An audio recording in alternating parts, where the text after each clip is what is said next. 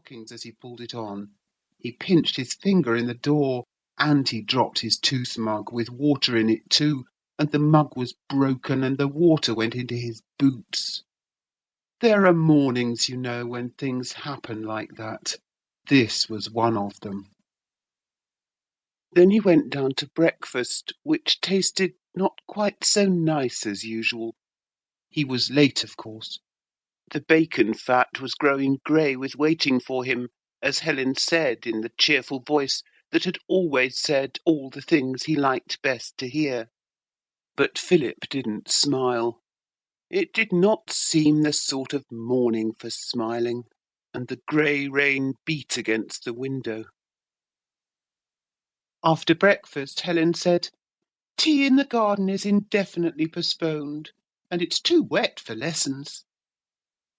That was one of her charming ideas, that wet days should not be made worse by lessons.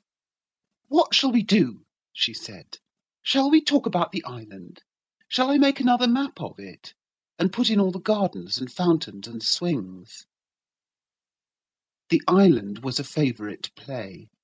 Somewhere in the warm seas where palm trees are and rainbow-coloured sands, the island was said to be.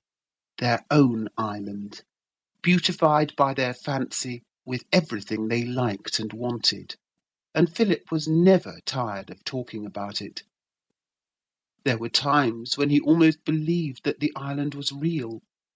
He was king of the island, and Helen was queen, and no one else was to be allowed on it, only these two.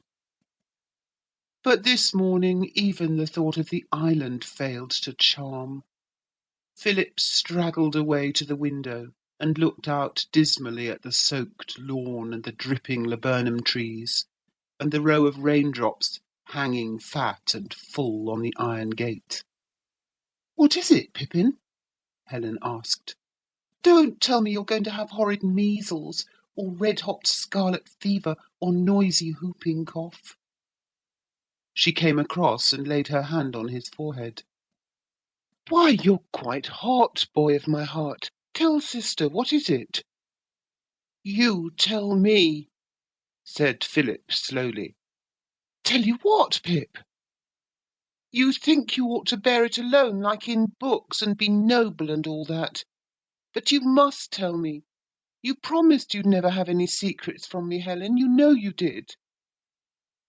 Helen put her arm round him and said nothing, and from her silence Pip drew the most desperate and harrowing conclusions. The silence lasted. The rain gurgled in the water-pipe and dripped on the ivy.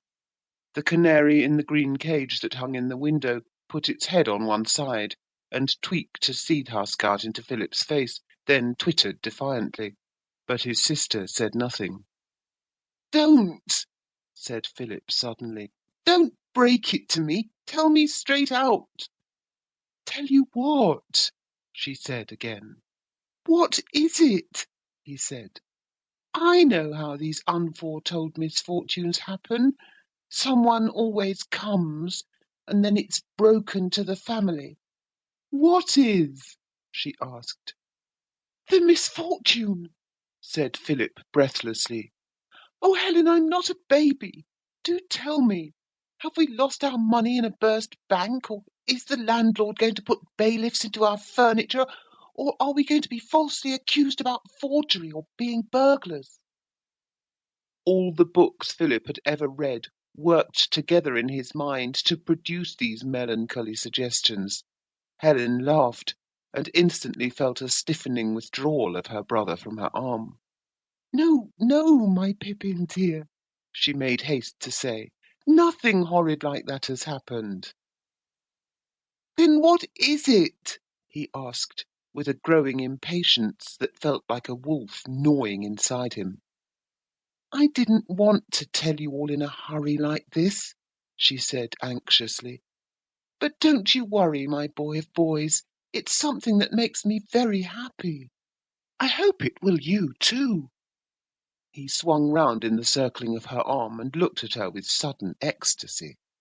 "Oh, Helen dear, I know. Someone has left you £100,000 a year. Someone